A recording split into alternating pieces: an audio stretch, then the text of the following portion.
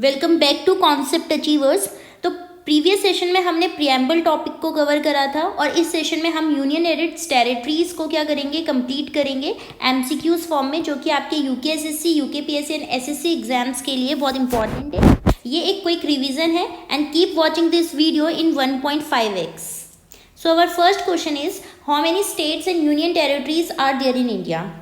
Question बहुत easy है, but आपसे एक क्वेश्चन है कि 2019 से पहले, ठीक है, हमारे कितने स्टेट्स एंड यूनियन टेरिटरीज थी। तो we have 29 states and 7 UTs. अब आपको पता है 2019 में क्या हुआ था, जम्मू एंड कश्मीर जो स्टेट था, ठीक है, उसका बाइफर्केशन हो गया था और ये 2 यूनियन टेरिटरीज में डिवाइड हो गया था, एक आपकी लद्दाख और एक जम्मू एंड कश्मीर। तो 2019 में जब बाइफर्केशन हुआ तो हमारा जो थे, हमारे स्टेट्स कितने हो गए थे, 28 एंड 7 यूनियन टेरिटरीज के बदले कितनी हो गई थी, 9 यूटीज हो गई थी। ठीक है, अब 2020 में क्या हुआ, 2020 में आपकी जो दमन एंड दीव एंड जो दादर एंड नागर हवेली है, सॉरी, दादर एंड नगर हवेली, ठीक है, ये दोनों क्या हो गई थी, मर्ज्ड हो गई। तो आपकी यूनियन टेरिटरीज कितनी हो गई दोबारा से, 8। तो हम बोल सकते हैं कि प्रेजेंट में हमारे पास क्या है, 28 स्टेट्स है एंड 8 यूटीज है। तो द आंसर इज 3। सेकेंड है the boundary of state in India can be altered through the procedure laid down in. ठीक है, तो हम इंडिया में जो स्टेट्स हैं उनकी बाउंड्री को कैसे ऑल्टर्ड कर सकते हैं, ठीक है, कैसे मतलब निर्धारित कर सकते हैं, आर्टिकल 368 के तहत, आर्टिकल 130, आर्टिकल 70, आर्टिकल 3। तो कौन सा है, हमारा आर्टिकल 3 है। तो सबसे पहले मैं बता दूं कि आर्टिकल 1 से लेके आर्टिकल 4 जो है वो हमारा क्या है, यूनियन एंड इट्स टेरिटरीज का टॉपिक है। ठीक है, आर्टिकल 1 में तो यही है, India that is Bharat shall be the union of state rather than the federation. And article 2 में क्या है, आर्टिकल 2 में ये है, आर्टिकल 2 में पार्लियामेंट को क्या करा है, एम्पावर करा है कि पार्लियामेंट क्या कर सकती है, हमारी जो टेरिटरी ऑफ इंडिया है उसमें किसी भी बाहर की टेरिटरीज को एडमिट कर सकती है ना। और आर्टिकल जो 3 है, आर्टिकल 3 में पार्लियामेंट को क्या करा है, एम्पावर करा है कि जो एग्जिस्टिंग, जो ऑलरेडी एग्जिस्टिंग जैसे स्टेट्स है, ठीक है, उनकी बाउंड्रीज को पार्लियामेंट क्या कर सकती है, चेंज कर सकती है। ठीक है, फॉर एग्जाम्पल आप सबको पता है कि यूपी से, ठीक है, यूपी से क्या बना था, उत्तराखंड स्टेट। ठीक है, तो ये जो है अंडर आर्टिकल किस में बना, 3, और ये पावर किसको मिली हुई, अंडर आर्टिकल 3 में पार्लियामेंट को मिली हुई। ठीक है, the next question is the parliament of India pass the state reorganisation act in 1956 to create 14 states and 6 union territories, 15 states and 5 union territories, 16 state and 3 union territories and 24 states and 9 union territories। तो basically मैं आपको बताती हूँ कि 1948 में, ठीक है, जब हमें स्टेट्स को ऑर्गेनाइज करना था कि स्टेट को किस बेसिस में हम क्या करें, फॉर्म करें, तो 1948 में आपका जो है एसके धर कमीशन बना था। ठीक है, लोगों की बहुत डिमांड थी कि नीचे से साउथ से ज़्यादा डिमांड आ रही थी कि लैंग्वेज के बेसिस में क्या बनने चाहिए, स्टेट्स बनने चाहिए, बट इन्होंने उस डिमांड को क्या कर दिया, निगलेक्ट करा। ठीक है, देन 1948 में ही खुद जेवीपी कमेटी, कौन, जवाहरलाल नेहरू जी, वल्लभ भाई पटेल एंड पट्टाभी सीतारामैया, ठीक है, इन्होंने खुद एक कमेटी बनाई, ठीक है, स्टेट को रीऑर्गेनाइज करने के लिए कि हम कैसे कर सकते हैं। तो यहाँ पे इन्होंने भी नेग्लेक्ट करा कि हम लैंग्वेज बेसिस में तो क्या नहीं कर सकते, स्टेट का फॉर्मेशन नहीं कर सकते। लेकिन तभी भी क्या हुआ, लोगों का डिमांड आ रही थी नीचे से, तो इस वजह से आंध्र प्रदेश जो है वो फर्स्ट स्टेट बना लैंग्वेज बेसिस में। ठीक है, जब आंध्र प्रदेश फर्स्ट स्टेट बन गया तो साउथ से और डिमांड आने लग गई थी कि लैंग्वेज बेसिस में ही अदर स्टेट्स भी बनने चाहिए। अब क्या हुआ कि 1953 में आपका एक और कमेटी बनी और वो कमेटी थी under the chairmanship of Faizal Ali. किसके under the chairmanship of Faizal Ali? ठीक है, ये जो कमेटी थी, ये कमेटी जो थी वो स्टेट रीऑर्गेनाइजेशन कमीशन था, स्टेट रीऑर्गेनाइजेशन कमीशन। अब फैजल अली ने एक्सेप्ट करा, ठीक है, कि लैंग्वेज बेसिस में हम क्या करेंगे, स्टेट्स फॉर्म करेंगे। बट जो एक थ्योरी थी कि वन लैंग्वेज वन स्टेट, उसको उन्होंने क्या करा, रिजेक्ट करा। और इन्होंने क्या करा था, इन्होंने बोला कि 16 स्टेट्स होने चाहिए एंड 3 सेंट्रली एडमिनिस्टर्ड टेरिटरीज, मतलब आपकी यूटीज। ठीक है, लेकिन जब 1956 में हमने स्टेट को रीऑर्गेनाइज करा तो हमने जो रीऑर्गेनाइजेशंस एक्ट इन 1956 में आया उसमें हमने क्या करा, 14 स्टेट्स बनाए और आपकी 6 यूनियन टेरिटरीज बनाई। ठीक है, तो फैजल अली ने तो रिकमेंड किया था, जो स्टेट रीऑर्गेनाइजेशन कमीशन था उन्होंने क्या रिकमेंड किया था, 16 स्टेट्स एंड 3 यूटीज। बट हमने 1950 जो 6, ठीक है, स्टेट रीऑर्गेनाइजेशन एक्ट के थ्रू हमने 14 स्टेट्स एंड 6 यूनियन टेरिटरीज बनाई। Now question number 4, the state of India union and can be organised on their boundaries altered by. ठीक है, तो ये है कि इसमें मेथड है, इसमें प्रोसीजर हमें बताना है कि अगर हमें इंडिया में, जैसे अभी मैंने एग्जांपल दिया कि यूपी से आपका उत्तराखंड क्या हुआ, अलग हुआ, ठीक है, और एक अलग स्टेट बना। तो ये जो प्रोसीजर है, ठीक है, ये कैसे करेंगे, या हमें क्या करना है, ये एक स्टेट था बहुत बड़ा है जैसे यूपी, और यूपी से हमने और अलग अलग स्टेट, उस टाइम पे ये क्या था, यूनाइटेड प्रोविंस है ना, तो छोटे छोटे जो स्टेट्स बने, ठीक है, और इसका एरिया डिमिनिश करना है, ठीक है, या आपका आंध्र प्रदेश से अलग स्टेट बना तेलंगाना। तो ये जो है, ये जो प्रोसीजर है, ठीक है, ये कैसे होता है, तो अभी मैंने आपको आर्टिकल 3 बताया था, है ना।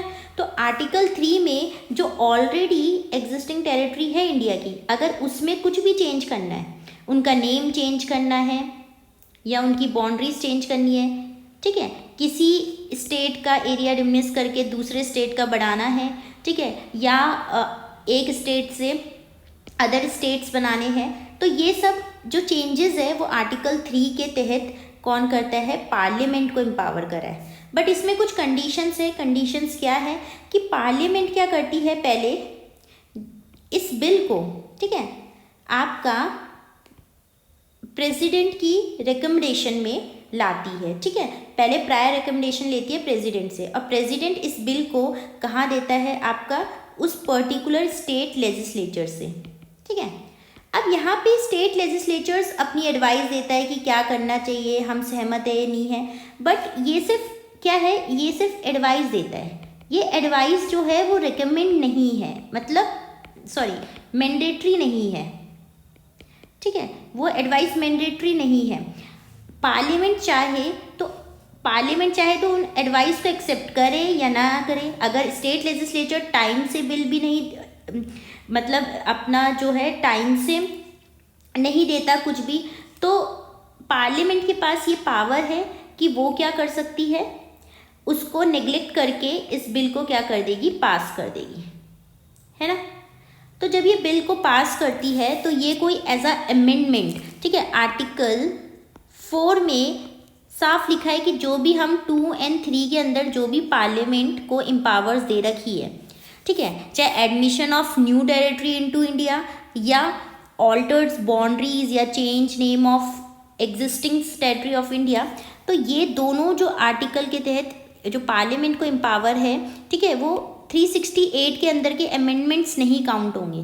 तो इसका मतलब पार्लियामेंट इसको एक ऑर्डिनरी प्रोसीजर के तरह क्या करेगी, बिल को पास करती है। और ऑर्डिनरी प्रोसीजर, जो ऑर्डिनरी बिल्स होते हैं वो आपको पता है कैसे पास होते हैं, तो वो एक the union parliament by a simple majority से पास होते हैं इन एन ऑर्डिनरी प्रोसेस। अब आप मुझे कमेंट सेक्शन में बताना क्या ऑर्डिनरी प्रोसेस में ज्वाइंट सिटिंग होती है या नहीं होती है। ना question number 5, who among the following was not the member of the state reorganisation commission appointed by the Pandit Jawaharlal Nehru. तो अभी प्रीवियस ईयर में बताया कि 1953 में, ठीक है, एक आपका स्टेट रीऑर्गेनाइजेशन कमीशन बना था आफ्टर जेवीपी कमेटी, ठीक है। तो इसमें 3 मेंबर्स थे, ये तो फैजल अली तो चेयरमैन ही थे, तो ये तो होंगे ही, है ना। उसके बाद KM पनीकर और हृदयानाथ कुंजरू, ठीक है। तो ये जो तीनों मेंबर्स थे ये उसमें इंक्लूड थे, ठीक है। आपका पौती श्रीराम मुल्लू इसमें इंक्लूड नहीं था। आपको पता है ये जो पौती श्रीराम मुल्लू है, ठीक है, ये जो है 56 डे के हंगर स्ट्राइक में, क्योंकि ये क्या कर रहे थे, डिमांड कर रहे थे ना, ये डिमांड कर रहे थे कि जो स्टेट्स है वो किस बेसिस में होने चाहिए, लैंग्वेज बेसिस में, साउथ में। तो इन्होंने क्या करा, प्रोटेस्ट करा और 56 डे के हंगर स्ट्राइक में इनकी क्या हो गई, डेथ हो गई। Now question number 6, India is an indestructible union of destructible state, is this statement true और फॉल्स? ठीक है, तो ये स्टेटमेंट क्या है, बिल्कुल सही है, ठीक है। हमारे आर्टिकल 1 में क्लियरली मेंशन है कि India that is Bharat shall be the union of state rather than the federation of state, ठीक है। हमारा इंडिया क्या है, यूनियन ऑफ स्टेट है, ठीक है, फेडरेशन ऑफ स्टेट नहीं है। अब इसमें थोड़ा सा ये अंतर है कि देखो हमारा जो इंडिया है ना, वो इसकी जो टेरिटरी है ये एज अ इंट्रीगल है, इंट्रीगल पार्ट ऑफ होल है, ठीक है। हमने एक बेटर गवर्नेंस के उससे हमने अपना इंडिया क्या करा था, डिवाइड करा है इनटू स्टेट्स में। यहाँ पे ऐसा नहीं है कि स्टेट्स ने कोई एग्रीमेंट करा है और एक बड़ा यूनियन बनाया, नहीं, ये नहीं है, ठीक है। यहाँ पे हमने अपना यूनियन को डिवाइड करा है स्मॉल स्टेट्स में, जिससे क्या हो, एक बेटर गवर्नेंस हो, इसीलिए हम यूनियन ऑफ स्टेट है, ठीक है। और हमारा जो यूनियन है वो इनडिस्ट्रक्टिबल है, क्योंकि ये यूनियन ऐसा नहीं है कि कोई भी स्टेट जब चाहे मर्जी से हट जाए कि नहीं हमें अपना अलग एक सेपरेट नेशन बनाना है, ऐसा नहीं है, ठीक है। लेकिन स्टेट्स क्या है, डिस्ट्रक्टिबल है, हाँ, तो स्टेट डिस्ट्रक्टिबल्स है। तो स्टेट कैसे डिस्ट्रक्टिबल हो गई, क्योंकि अभी तो प्रीवियस क्वेश्चन से मैं समझाते हुए आ रही हूँ कि आर्टिकल 3 के तहत पार्लियामेंट को एम्पावर है कि वो किसी भी स्टेट को बाइफरकेट कर सकता है, 2 हिस्सों में तोड़ सकता है, किसी भी स्टेट की बाउंड्री डिमिनिश कर सकता है। तो स्टेट तो डिस्ट्रक्टिबल है, बट ऐसा नहीं कि वो यूनियन से ही हट जाएंगे, है ना। तो इसीलिए India is an indestructible union of destructible states. While America क्या है, America is a indestructible union of indestructible states. अब असर्शन रीजन है, the territory of India is wider expression than the union of India, because latter includes only states, ठीक है। Former includes, while formers includes not only states but also the territories that may be acquired near futures, ठीक है। तो ये statement क्या है, both are true and R is the correct explanation of A, क्योंकि territory of India क्या है, जो टेरिटरी ऑफ इंडिया है, ठीक है, वो क्या है, वाइडर टर्म है, ठीक है, as compare to union of India. अब यूनियन ऑफ इंडिया में तो सिर्फ क्या आ रहे हैं, यूनियन ऑफ इंडिया में स्टेट्स आ रहे हैं, ठीक है। वाइल आपका जो टेरिटरी ऑफ इंडिया है इसमें आपके स्टेट्स, ठीक है, स्टेट्स के साथ साथ जो हम टेरिटरीज एक्वायर्ड कर रहे हैं नियर फ्यूचर्स में, वो सब इंक्लूड होंगे। Now question number 8, which is the first linguistic state of India? तो ये तो मैंने बता ही दिया, आंध्र प्रदेश, ठीक है। आफ्टर जेवीपी कमेटी के बाद आंध्र प्रदेश आपका फर्स्ट लिंग्विस्टिक स्टेट बना। Question number 9, by which constitutional amendment Sikkim became a full fledge state of Indian union? तो कौन सा कॉन्स्टिट्यूशनल अमेंडमेंट था? तो इससे पहले मैं आपको बताती हूँ, देखो कि जो सिक्किम है, ठीक है, सिक्किम जो है वो एक एसोसिएट स्टेट की तरह इंडिया का पार्ट बना, ठीक है। कब बना? इंडिया यूनियन का पार्ट बना, ठीक है, with the help by the 35th constitutional amendment से, ठीक है। और इसके लिए हमने एक न्यू आर्टिकल इंसर्ट करा था, आर्टिकल 2A। देन सिक्किम जो है,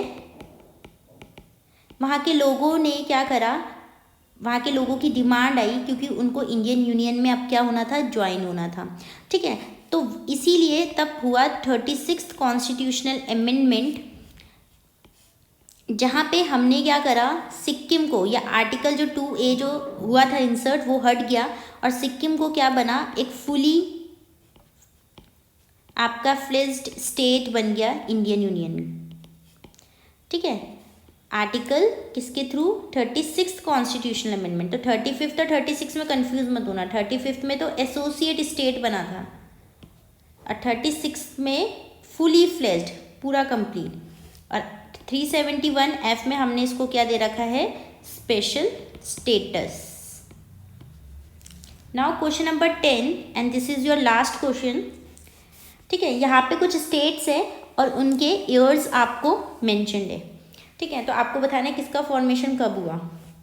तो देखो, उत्तराखंड का तो आपको पता ही होगा 2000 है ना, उत्तराखंड के साथ छत्तीसगढ़ भी क्या है, 2000 है। आपको पता होना चाहिए CUJ ऐसे करके, छत्तीसगढ़, उत्तराखंड एंड झारखंड, ये आपकी क्या है, तीनों के तीनों 2000 में इनका फॉर्मेशन हुआ। मतलब उत्तराखंड के साथ साथ, क्योंकि आप उत्तराखंड में रहते हो, और उत्तराखंड के साथ साथ आपके कौन कौन से स्टेट्स बने थे, छत्तीसगढ़ और झारखंड। तो आप इसको CUJ में ही याद करके रखना, क्योंकि आपको पता ही है उत्तराखंड तो आपका 27 नंबर का स्टेट है, छत्तीसगढ़ आपका 26 और झारखंड है आपका 28।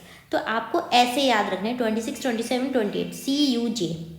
देन गोवा, ठीक है, गोवा जो है उनको स्टेटहुड का टाइटल, गोवा को पहले UT बनाया लिबरेट होने के बाद, ठीक है, फिर उसको स्टेट बनाया, स्टेटहुड का टाइटल उसको 1987 में मिला था। तो याद रखना, पहले गोवा यूनियन टेरिटरीज में था, फिर उसको 1987 में स्टेटहुड टाइटल मिला, ठीक है। अब आपका जो हरियाणा है, हरियाणा जो है 1966 में, और दादर एंड नागर हवेली 1956 में लिबरेट।